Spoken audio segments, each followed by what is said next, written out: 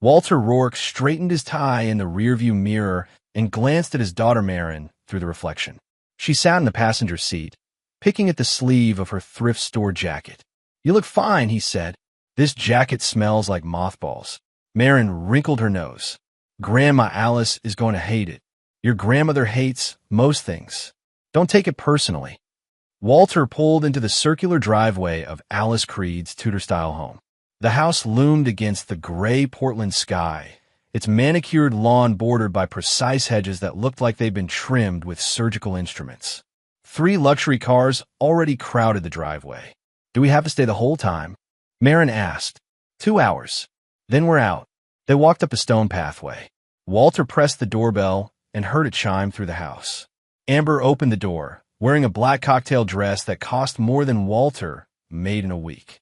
"You're late," she said. Traffic was heavy. Amber's eyes swept over Marin's outfit. "That jacket again."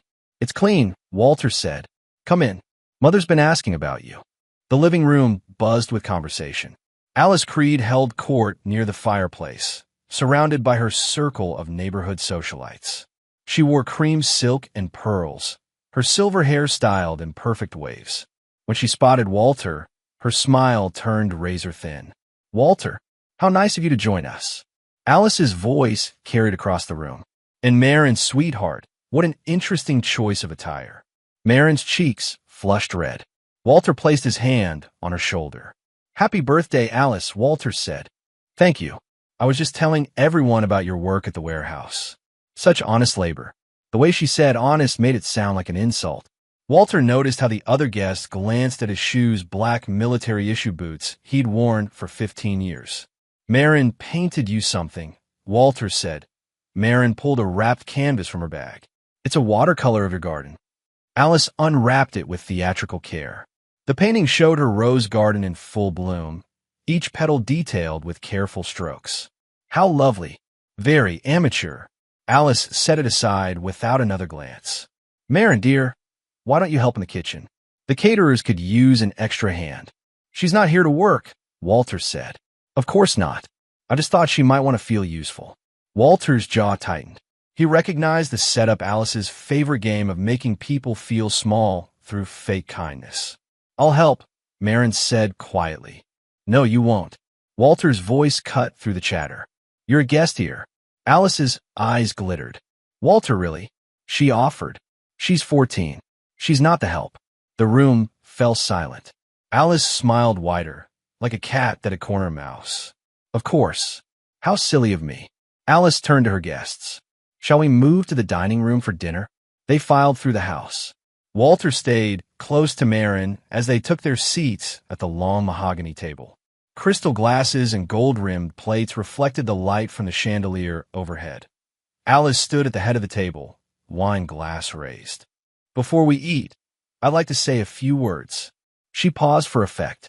64 years on this earth has taught me many things. The importance of standards, the value of excellence, the difference between those who rise and those who settle. Her gaze lingered on Walter. Several guests murmured agreement.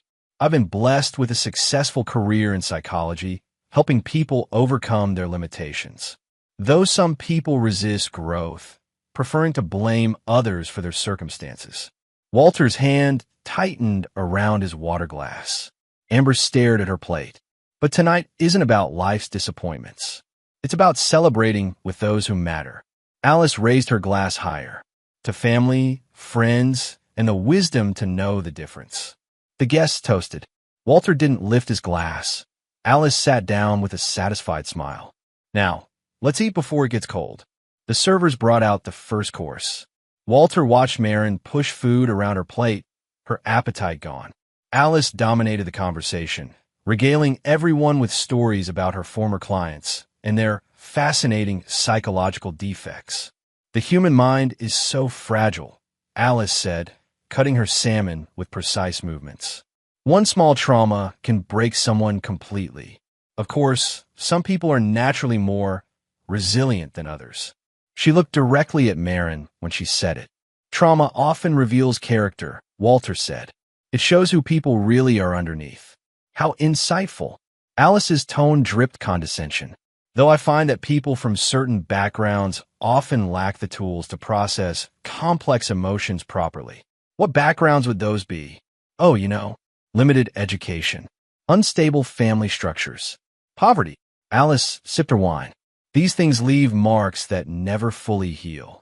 Walter set down his fork. You mean people like me? I didn't say that. You didn't have to. The table grew quiet again. Amber finally looked up from her plate. Walter, please, she said. Please what? Let your mother insult my family. She's not insulting anyone, Amber said. She's making conversation, right? Conversation. Walter's voice stayed level, but ice ran through it. My apologies. I forgot how enlightened this crowd is. Marin shifted in her seat, reaching for her water glass. Her elbow caught the edge of her wine glass. The servers had filled it with grape juice. The glass tipped, and purple liquid splashed across the white tablecloth, spattering Alice's cream dress. The room froze. Alice stared at the stains spreading across her silk dress. Her face went white, then red. You stupid little maid. Alice shot to her feet, wine glass clattering to the floor. Look what you've done. Before Walter could react, Alice's hand cracked across Marin's cheek. The slap echoed through the dining room. Go wash it. You know how to do chores, right? That's all you're good for. Marin's head snapped back from the blow. A red handprint bloomed on her pale cheek. Tears welled in her eyes, but didn't fall. Walter stood slowly. His chair scraped against the hardwood floor. Did you just hit my daughter? Alice straightened her shoulders. She ruined my dress. Someone needs to teach her. You hit my daughter. Walter's voice cut through her words and called her a maid. The other guests sat frozen, forks halfway to their mouths. Amber stared at her mother with wide eyes. Walter pulled Marin aside, his hand gentle on her shoulder. He looked at his wife across the table. She hits my daughter and calls her a maid. You know what comes next. Amber's mouth opened and closed. Walter, you're making this worse. She just lost control. We'll talk about it later. Apologize. What? Tell your mother to apologize to Marin. Now. Amber glanced between her mother and husband. Alice stood rigid, her chin raised in defiance. She made a mistake, Amber said. These things happen. Apologize, or we're leaving. Amber shrugged, her expression cold as winter. Then go. The words hit Walter like a physical blow. His wife, the woman he'd loved for 16 years, the mother of his child, had just chosen her abusive mother over their daughter. Walter placed his hand on Marin's back. Get your coat. Walter, wait. One of the guests started. No. Walter's voice filled the room. We're done here. He guided Marin toward the door. Behind them, Alice's voice rose in righteous indignation. The nerve. In my own home. This is exactly what I meant about character. The front door slammed shut behind them. Walter drove in silence while Marin pressed a bag of ice from a convenience store against her cheek. The windshield wipers squeaked against the light rain that had started falling. I'm sorry, Dad, Marin said finally. For what? Spilling the wine. Ruining dinner. Walter pulled over to the curb and turned to face her. Listen to me. You did nothing wrong. Nothing. That woman had no right to touch you. But No. She's an adult. You're a kid. Adults don't hit kids because they spill something. He studied the red mark on her cheek. Does it hurt? A little. We'll put some real ice on it when we get home. Walter turned back onto the street. They drove through the quiet neighborhoods, past houses with warm yellow windows and families having normal dinners. When they reached their house on Maple Street, Walter clicked the garage door remote. Nothing happened. He tried again. The door stayed closed. That's weird, Marin said. Walter pulled into the driveway and walked to the front door. He inserted his key and turned. The lock didn't budge. A small red light blinked on the smart lock system that he tried his key card. Same red light. What's happening? Marin asked through the car window. Walter pulled out his phone and called Amber. It went straight to voicemail. He tried the house phone. No answer. He walked around to the back door. The smart lock blinked red there too. She changed the codes, Walter said, returning to the car. What do you mean? Your mother locked us out. Marin stared at the house where she'd lived her entire life. Can she do that? Apparently. Walter started the engine. They drove across town to his brother Jalen's apartment complex. Jalen lived in a converted warehouse in the industrial district, sparse but clean, with exposed brick walls and concrete floors. Uncle Walter. Jalen opened the door wearing paint-stained clothes. He was 3 years younger than Walter, with the same dark hair and steady eyes. What brings you? He stopped when he saw Marin's swollen cheek. What happened? Long story. Can we crash here tonight? Of course. Come in. Jalen's apartment smelled like coffee and turpentine. Canvases lined the walls, showing abstract paintings in bold colors. He cleared newspapers from the couch. Marin, there's ice cream in the freezer if you want some, Jalen said. And art supplies if you want to draw. Marin nodded and wandered toward the kitchen. Jalen pulled Walter aside. What the hell happened to her face? Walter told him about the dinner. Jalen's expression grew darker with each detail. Alice hit her right across the face, called her a maid, and Amber told me to leave. Jalen shook his head. I never liked that woman. Which one? Both of them, but Alice especially. She's poison. Walter's phone buzzed. A text from Amber. You embarrass me tonight. Don't come home until you're ready to apologize. Walter showed Jalen the message. Apologize? Jalen's voice rose. For what? Protecting your daughter? Apparently. Walter turned off his phone and tossed it on the coffee table. He was exhausted, not physically, but emotionally drained in a way that reminded him of his worst days in the military. They ordered pizza and watched old movies. Marin fell asleep on the couch, curled under one of Jalen's painting tarps. Walter covered her with a proper blanket and dimmed the lights. She'll be okay, Jalen said quietly. I know. She's tough. Takes after her dad. Walter stared at his daughter's sleeping face. The red mark had faded to a dull pink, but he could still see Alice's handprint. I should have seen it coming, Walter said. Alice has been pushing boundaries for years. Testing me. Why tonight? I don't know. Maybe she was drunk. Maybe she finally decided to show her true colors. What are you going to do? Walter was quiet for a long time. Whatever I have to. The next morning, Walter woke to sunlight streaming through Jalen's windows. His phone showed 53 missed calls, all from Amber. He didn't listen to the voicemails. Instead, he checked his email. His blood turned cold. Jalen, he called. What? I need to see this. Jalen read over Walter's shoulder. An official notice filled the screen. Emergency custody hearing, Multnomah County Family Court. The document listed Amber as the petitioner and Walter as the respondent. The allegations made Walter's hands shake. Petitioner alleges that respondent Walter Rourke exhibits emotionally unstable behavior, paranoid tendencies, and neglectful parenting practices that endanger the minor child. Petitioner requests immediate temporary custody pending full evaluation. This is insane, Jalen said. She's lying. Walter kept reading. The hearing was scheduled for the following week. Amber was requesting full custody, with Walter limited to supervised visitation. She planned this, Walter said. What do you mean? Look at the date on this filing. Yesterday morning, before the dinner party. Jalen frowned. But the dinner was last night. Exactly. This was filed before Alice even hit Marin. Before I embarrassed anyone. Walter's voice turned cold. The whole thing was a setup. Walter spent the morning going through his files. He pulled out bank statements, insurance papers, and legal documents, spreading them across Jalen's kitchen table while Marin drew in a sketchbook nearby. The first irregularity jumped out immediately. Their joint savings account showed a transfer of $15,000 to something called Marin Educational Trust Fund. Walter had never heard of this fund. His digital signature appeared at the bottom of the authorization form. He studied the signature carefully. It looked perfect, too perfect. Walter's real signature had a slight tremor from an old hand injury. This one was smooth as glass. Marin, he called. Do you know anything about a college fund your mom set up? She mentioned something about therapy money, Marin said without looking up from her drawing. Said it was for sessions with Dr. Hoffman. Who's Dr. Hoffman? The therapist Mom wanted me to see. She said I needed help processing my family situation.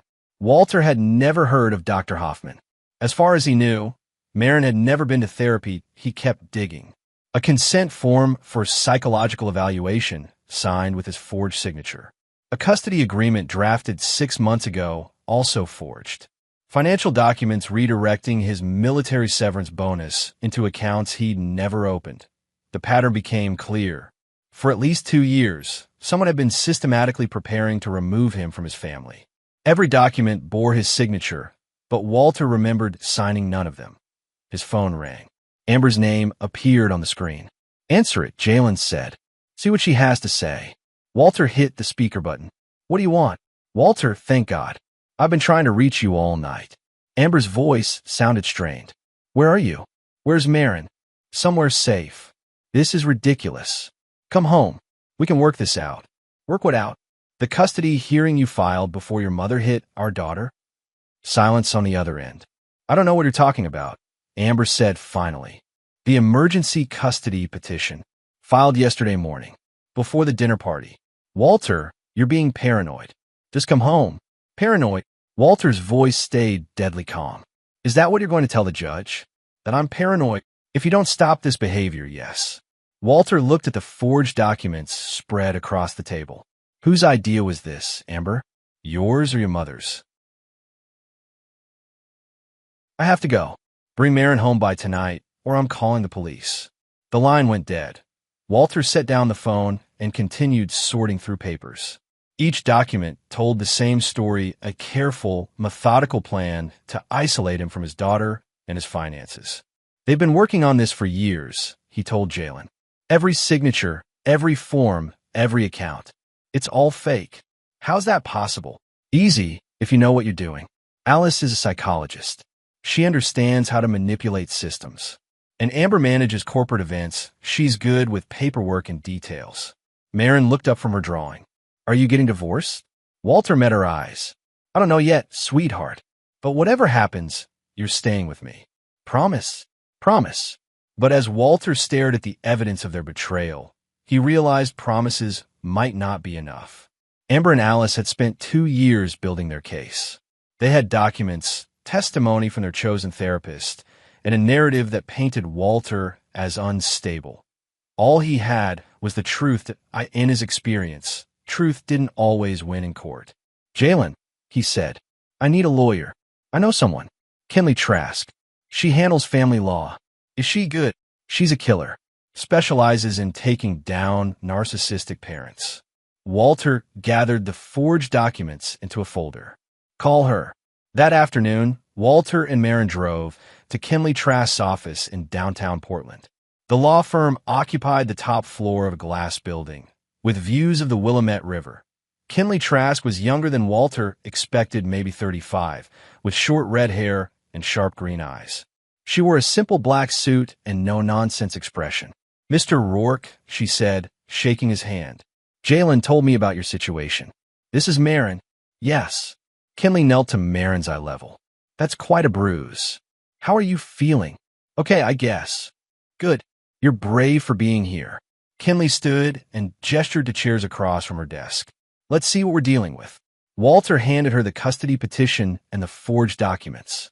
Kinley read through everything with practiced efficiency, occasionally making notes on a legal pad. "Well," she said finally, "they've been busy. Can they win? Honestly, if this went to court today, you'd be in trouble. They have documentation going back 2 years. A therapist's recommendation. Financial records showing you as irresponsible with money." Kinley set down the papers. "But they made one critical mistake." "What's that?" "They hit your daughter. In front of 30 witnesses." Kinley spread the documents across her conference table like a general planning a battle. "Here's what they've built," she said, pointing to each paper. "Your wife has documented every argument, every financial decision, every time you've been late picking up Marin. She's created a pattern of instability." Walter studied the timeline. "Most of this never happened. I believe you. But in family court, perception matters more than truth. They're painting you as an angry, unpredictable father who puts his daughter at risk. And Alice, your mother-in-law, is the expert witness. Retired psychologist with 40 years of experience. She'll testify that you exhibit signs of paranoid personality disorder and anger management issues." Walter felt his jaw clench. "Based on what?" "Based on her professional observations during family interactions." She'll say you're emotionally abusive and potentially violent. I've never laid a hand on anyone in my family. I know, but you did have an outburst at the dinner party because she hit my daughter, and that's exactly what we're going to argue. Kenley pulled out a fresh legal pad. But first, we need to understand their strategy. This isn't about what's best for Marin. This is about control. She drew a diagram showing the relationships between Alice, Amber, and Marin. Alice is the puppet master. She's controlled Amber her entire life, and now she wants to control Marin. You're the obstacle, the outside influence that threatens her dominance. So what do? We let them overplay their hand. People like Alice can't help themselves. They always go too far. Kenley outlined their strategy. First, they would document everything Marin's bruise, witness statements from the dinner party, financial records showing the forged signatures. Second, they would follow every court requirement perfectly, giving Alice no ammunition for her claims. You need to be a model father for the next few months, Kenley said. No raised voices. No confrontations. Complete compliance with any court orders. What about Marin? She'll need to see a court-approved therapist. Someone neutral who can evaluate her mental state and document the abuse. Walter looked at his daughter, who was reading a book in the corner of the office. Will she have to testify? Possibly, but not until we've built our case. They spent 2 hours going through every detail. Kenley took notes on Walter's military service, his employment history, his relationship with Marin. She asked pointed questions about his marriage and Alice's behavior over the years. Your mother-in-law has been testing boundaries for a long time, Kenley observed. Small manipulations, subtle put-downs, gradual isolation. Classic narcissistic control tactics. I should have stopped it earlier. Maybe, but you were trying to keep your family together. That's admirable, even if it was naive. As they prepared to leave, Kenley handed Walter her card. My cell number is on the back. Call me if anything happens, and I mean anything, no matter how small it seems. What do you think our chances are? Honestly, they've spent 2 years building their case, and they have institutional advantages. But they made that one critical error. Kenley smiled grimly. And I've never lost a case against an abuser who hits children. Dr. Patricia Wong's office occupied a quiet corner of a medical building near the university. Walter sat in the waiting room while Marin had her first session with a court-approved therapist. He'd researched Dr. Wong extensively. 20 years of experience in child psychology, no connections to Alice or her professional network, and a reputation for objective assessments. If anyone could see through Alice's manipulation, it would be her. The session lasted an hour. When Marin emerged, she looked tired but not distressed. How did it go? Walter asked as they walked to the car. She's nice. Asked a lot of questions about home and school and feelings. What kind of questions? Like, do I feel safe with you? Do I feel safe with Mom? What happened at Grandma's party? Marin buckled her seatbelt. I told her the truth. That's all you can do, sweetheart. They drove to Walter's appointment for his own psychological evaluation. Dr. James Fletcher ran a practice specializing in forensic psychology court-ordered assessments for custody cases. The evaluation took 3 hours. Dr. Fletcher administered personality tests, cognitive assessments, and a detailed interview about Walter's background. He asked about military service, childhood trauma, relationship history, and parenting philosophy. Have you ever hit your daughter? Dr. Fletcher asked. Never. Have you ever threatened her? No. Have you ever been diagnosed with any mental health conditions? No. Do you use alcohol or drugs? Occasional beer. Nothing else. Dr. Fletcher made notes throughout the interview. His expression remained neutral, giving Walter no indication of his conclusions. When will I get the results? Walter asked. 2 weeks. The report goes directly to the court and both attorneys. That evening, Walter helped Marin with homework at Jalen's kitchen table. She was working on an essay about family traditions. What should I write about? She asked. What traditions do we have? Camping trips, Saturday morning pancakes, movie nights. She paused, chewing her pencil. Are we still going to do those things? Of course we are, even if I have to live with Mom. Walter set down his coffee cup. You're not going to live with your mom full time. I promise. But what if the judge says I have to? Then we'll figure something else out. but I'm not giving up. I'm never giving up on you. Mara nodded and returned to her essay. Walter watched her write, marveling at her resilience. Despite everything that had happened, she was still his funny, artistic, intelligent daughter. His phone buzzed with a text from Jalen. Call me. Important. Walter stepped onto the balcony and dialed his brother's number. What's up? I was talking to my neighbor today. You remember Pete? Lives in the unit next to mine? Yeah. He works for the city planning department. Anyway, he mentioned something interesting about your wife. Walter's pulse quickened. What kind of something? He's seen her around downtown with a guy named Jackson Griggs. They were coming out of a hotel together last Thursday afternoon. Walter gripped the phone tighter. You sure it was her? Pete knows Amber. He's met her at barbecues. Says they look pretty cozy. Walter processed this information. An affair would certainly explain Amber's eagerness to end their marriage. It might also explain the timing of the custody battle. Who's Jackson Griggs? That's the interesting part. He's married. His wife is city councilwoman Rebecca Griggs. Walter felt a cold smile cross his face.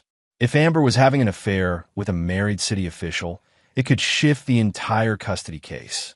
Adultery might not matter legally, but it would destroy Amber's image as the stable, responsible parent. Did Pete get any pictures? No, but he said they meet there regularly.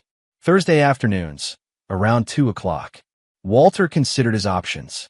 He could hire a private investigator, but that would be expensive and potentially backfire if it looked like harassment. Better to document things naturally and let Amber make her own mistakes. Thanks for the heads up, Walter said. What are you going to do? Nothing. Let her dig her own grave. The next morning brought a call from Kinley with good news. I got the preliminary report from Dr. Wong, she said. Marin is psychologically healthy, shows no signs of abuse from you, and clearly describes the incident at Alice's house as traumatic. What about Dr. Fletcher's evaluation of me? Still waiting on that. But I have other news. Alice filed a restraining order against you. Walter's blood chilled. On what grounds? She claims you made verbal threats after the dinner party. Says she fears for her safety. That's complete fiction. I know, but we need to take it seriously. The hearing is tomorrow at 9 a.m. Walter hung up and stared at the wall. Alice was escalating the conflict, just as Kinley had predicted. Every move was calculated to make him look dangerous and unstable, but she was also making mistakes. Filing false police reports was risky, especially when there were witnesses who could contradict her story. That afternoon, Walter received an unexpected visitor at Jalen's apartment. Marin's friend Taylor knocked on the door, holding her phone. Mr. Rourke? I have something you might want to see. Taylor was 16, with bright pink hair and multiple ear piercings. She'd been friends with Marin since middle school. What is it, Taylor? I was at Mrs. Creed's party the other night. My mom dragged me along. She pulled up a video on her phone. I recorded this when your mother-in-law went crazy. Walter watched the screen. The video showed Alice slapping Marin and screaming about maids and chores. The audio was crystal clear, capturing every word of Alice's tirade. Can you send this to me? Walter asked. Already did. Send it to Marin's phone, too. Taylor grinned. Mrs. Creed is a total witch. Everyone knows it. Would you be willing to testify about what you saw? Absolutely. My mom will, too. She was horrified. After Taylor left, Walter called Kinley with the news about the video. This changes everything, she said. Alice just handed us the case on a silver platter. The restraining order hearing took place in a small courtroom that smelled like old wood and disappointment. Judge Renee McClintock presided, a stern woman in her 50s with gray hair and sharp eyes that missed nothing. Alice sat with her attorney, wearing a conservative navy suit and the expression of a grieving victim. She'd hired Thomas Brennan, one of Portland's most expensive family lawyers, a man known for representing wealthy clients in messy divorces. Walter sat beside Kinley, wearing his best suit and the calm demeanor he perfected during military briefings. Marin waited in the hallway with Jalen, ready to be called if needed. Your Honor, Brennan began, my client Alice Creed seeks a restraining order against Walter Rourke following threatening behavior at a family gathering. Mrs. Creed is a respected retired psychologist who fears for her safety after Mr. Rourke's violent outburst. Judge McClintock reviewed the petition. What specific threats were made? Mr. Rourke told my client, and I quote, "You know what comes next?" in a menacing tone that clearly implied physical violence. Were there witnesses to this threat? Multiple family members and friends were present. They can attest to Mr. Rourke's aggressive demeanor and threatening language. Judge McClintock looked at Kenley. How does your client respond? Your Honor, Mr. Rourke made no threats against Mrs. Creed. He was protecting his daughter after Mrs. Creed physically assaulted the child. We have video evidence of the assault. Video evidence. Kenley stood and approached the bench. A teenage guest recorded the incident on her phone. The video clearly shows Mrs. Creed striking a 14-year-old child and verbally abusing her. Judge McClintock accepted the phone and watched Taylor's video. Her expression grew darker with each second. "Mr. Brennan," she said, "are you aware that your client struck a minor child?" Brennan looked uncomfortable. "Your Honor, there was an accident with spilled wine. My client was understandably upset about damage to expensive clothing. Any physical contact was minimal and in the heat of the moment." Minimal. Judge McClintock replayed the video. "I see a grown woman slapping a child across the face and calling her a stupid little maid. How do you characterize this as minimal?" Mrs. Creed immediately regretted her actions. She was emotional due to the stress of hosting a large gathering. Did she apologize to the child? Well, no, Your Honor. But did she seek medical attention for the child? The injury was not serious enough to. "Mr. Brennan," Judge McClintock's voice cut through his excuses.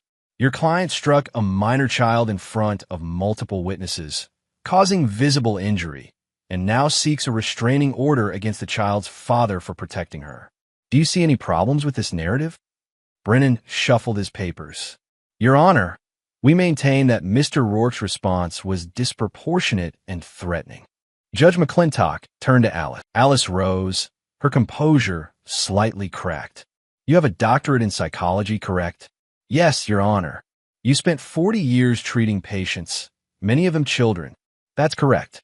"In your professional opinion, is it appropriate for an adult to strike a child for accidentally spilling a beverage?" Alice's mouth opened and closed. It was a moment of poor judgment. Poor judgment. Judge McClintock's tone could have frozen water. "Mrs. Creed, your petition for a restraining order is denied. Furthermore, I am referring this matter to Child Protective Services for investigation of child abuse." Alice went white. "Your Honor, that's completely unnecessary. That's not your decision to make. This court has a responsibility to protect minors from adults who demonstrate violent behavior toward children." Judge McClintock turned to Walter. "Mr. Rourke, I'm granting you emergency temporary custody of your daughter pending a full custody hearing. Mrs. Rourke may have supervised visitation every other weekend." Walter felt relief flood through him, but he kept his expression neutral. However, Judge McClintock continued, "I want to be clear that both parents are under court supervision. Any further incidents from either party will result in immediate consequences. Do you understand?" "Yes, Your Honor." Alice stumbled from the courtroom, supported by her expensive attorney. Walter watched her go, feeling no satisfaction in her defeat. This was just the beginning. Outside the courthouse, Kenley reviewed their next steps. "This was a good start, but don't get overconfident. Alice will regroup and come back harder. The full custody hearing is in 6 weeks. What do we do until then? Document everything. Follow every court order to the letter. And prepare for Alice to escalate her attacks."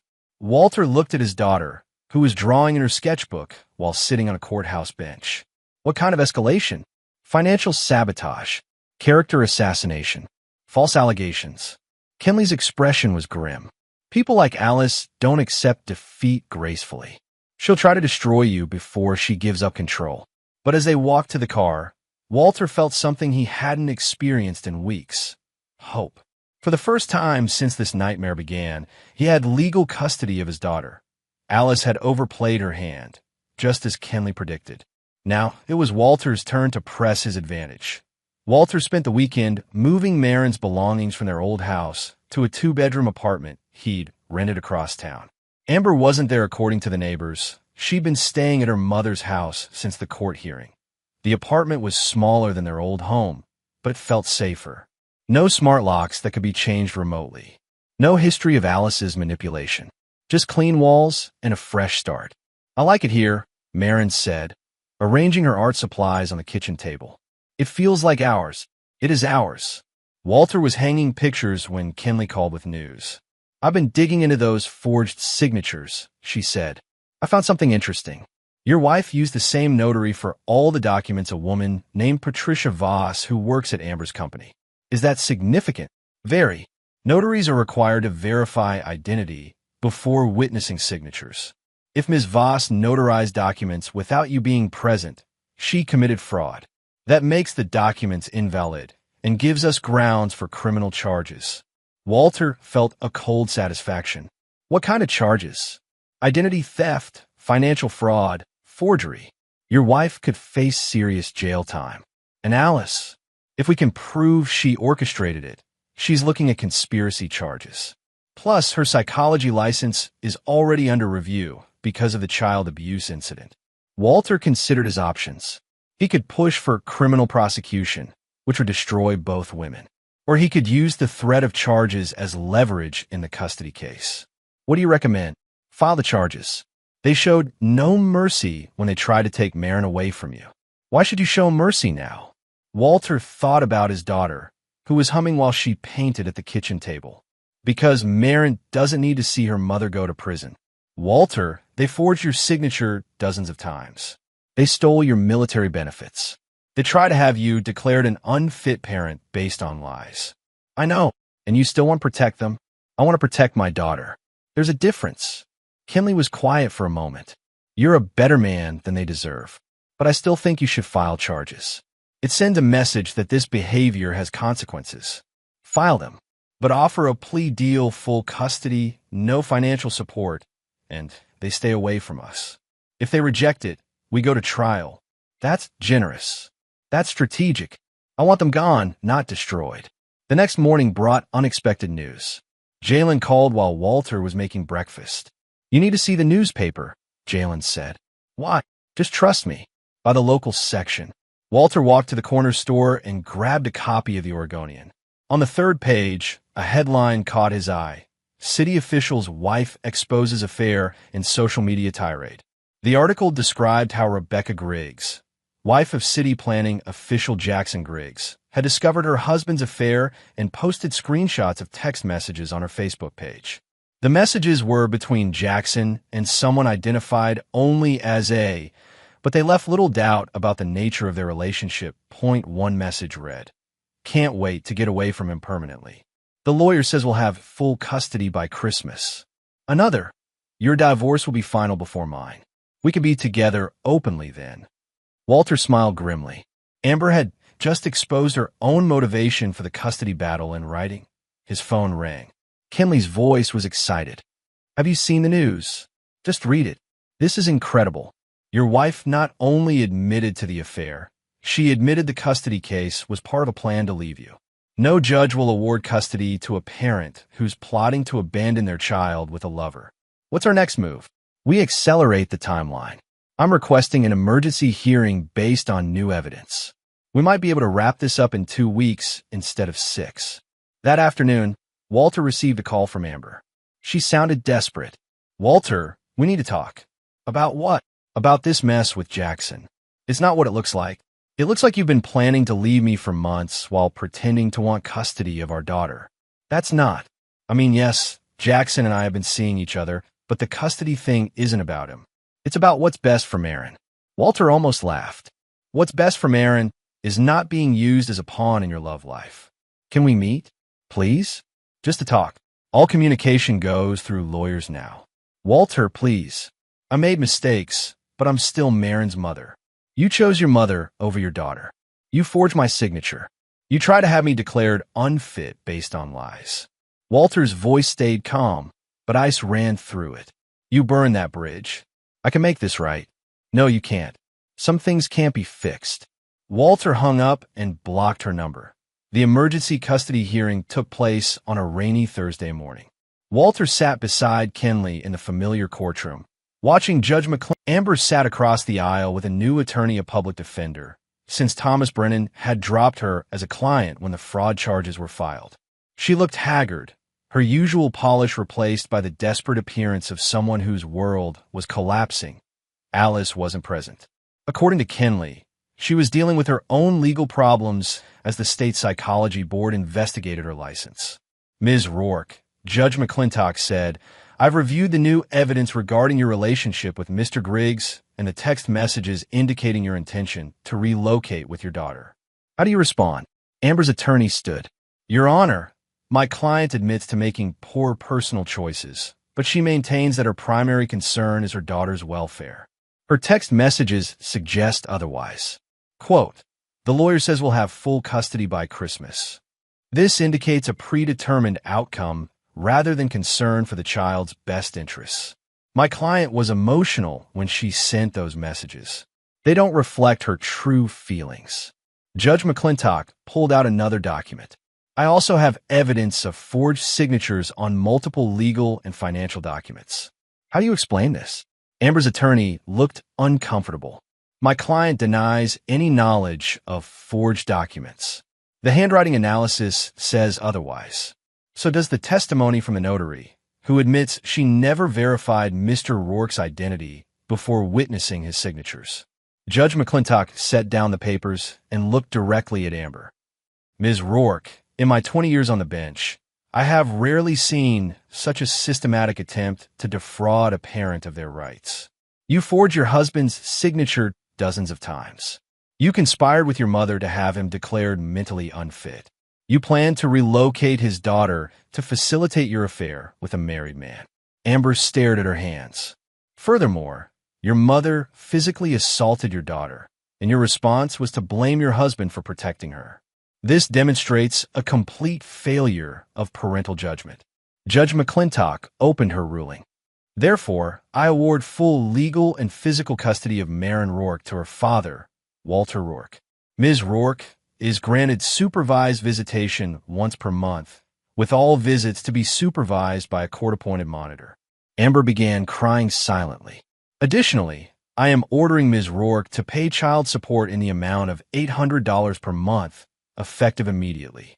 Given the evidence of financial fraud, Mr. Rourke is entitled to restitution for all funds illegally transferred from his accounts."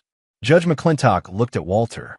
"Mr. Rourke, you have demonstrated remarkable restraint throughout this process. Your daughter is fortunate to have a father who puts her welfare above his own desire for revenge." Walter nodded, but said nothing. "This court is adjourned." As they left the courthouse, Kinley filled Walter in on the broader consequences. Amber lost her job yesterday. The city official's wife made sure everyone at the corporate events company knew about the affair. They fired her for conduct unbecoming. What about Alice? Her psychology license has been suspended pending investigation. She's also being sued by 3 former clients who claim she falsified therapy notes. And her husband? Russell filed for divorce this morning. After 40 years of marriage, he's finally had enough.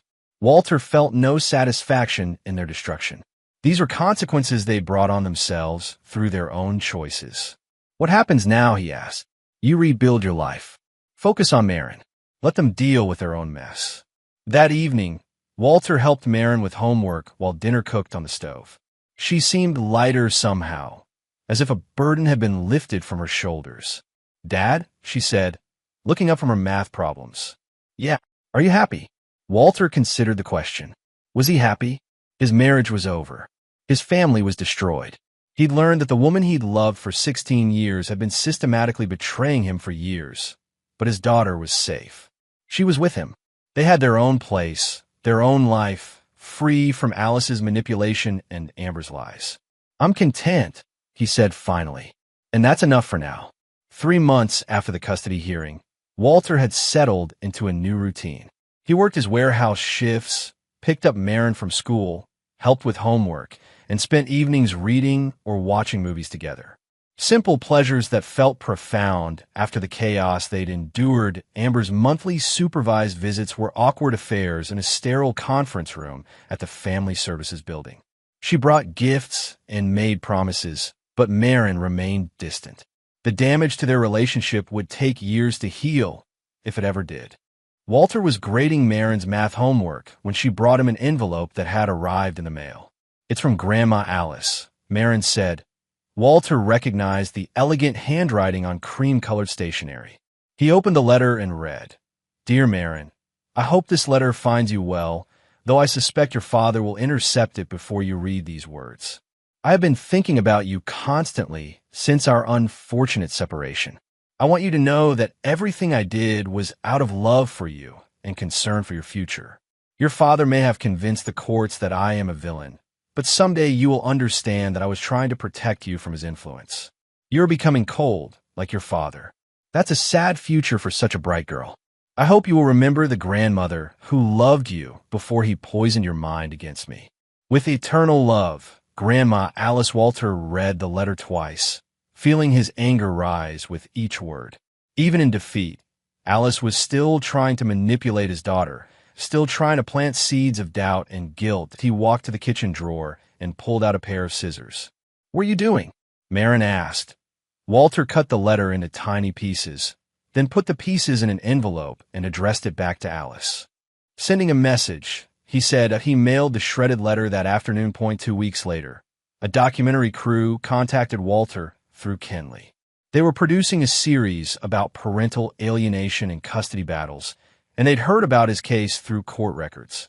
"We'd like to interview you," the producer explained during a phone call. "Your story illustrates how systematic manipulation can be used as a weapon in custody disputes." Walter agreed to participate, but only on his terms. The interview would focus on the facts of the case, not personal details. Marin's identity would be protected, and he would have final approval over any footage used. The interview took place in Kenley's office. Walter wore a simple blue shirt and spoke in the calm, measured tone he'd used throughout the legal proceedings. "Forgiveness is earned," he said when the interviewer asked about his relationship with his ex-wife and former mother-in-law. "They never even tried. Do you think they believe they were acting in Marin's best interests?" "No, I think they were acting in their own interests and using Marin as justification. That's what narcissists do. They convince themselves that their selfish desires are actually noble sacrifices." What would you say to other parents facing similar situations? Document everything. Get a good lawyer. Don't let anyone convince you that protecting your child makes you the bad guy. Walter looked directly into the camera. "And never, ever give up. Your children need you to fight for them, even when the system is stacked against you." The documentary aired 6 months later and won an award for investigative journalism. Walter watched it once, then filed the DVD away and never looked at it again. That on a warm Saturday in May, almost a year after Alice's dinner party, Walter and Marin drove to the Oregon coast for a camping trip. They set up their tent in a state park overlooking the Pacific Ocean, with Douglas fir trees providing shade and the sound of waves as background music. Marin had grown 3 inches and gained confidence she'd never possessed while living under Alice's shadow. She spoke up in class now, made new friends, and pursued her art with passion instead of fear. That evening, as they sat around their campfire roasting marshmallows, Marin pulled out her sketchbook. "Dad, I drew what home feels like," she said, showing him the page. The drawing showed the two of them sitting by a campfire, surrounded by tall trees and starry sky. No walls, no locks, no elaborate decorations. Just father and daughter in the peaceful wilderness, free from the toxicity they'd left behind. "It's perfect," Walter said, as the fire burned down to embers and Marin fell asleep in her sleeping bag. Walter stared up at the stars. He thought about the letter Alice had sent, trying one last time to plant poison in his daughter's mind. She was wrong about Marin becoming cold. His daughter wasn't cold, she was strong. She'd learned to recognize manipulation and reject it. She'd learned that love wasn't controlling or conditional, but steady and reliable. Most importantly, she'd learned that she deserved to be protected, respected, and valued for who she was, not what others wanted her to be. Walter had given her that knowledge by refusing to forgive those who hadn't earned it, by demanding consequences for their actions, and by showing her that some lines should never be crossed. He closed his eyes and listened to the ocean waves, feeling truly at peace for the first time in years.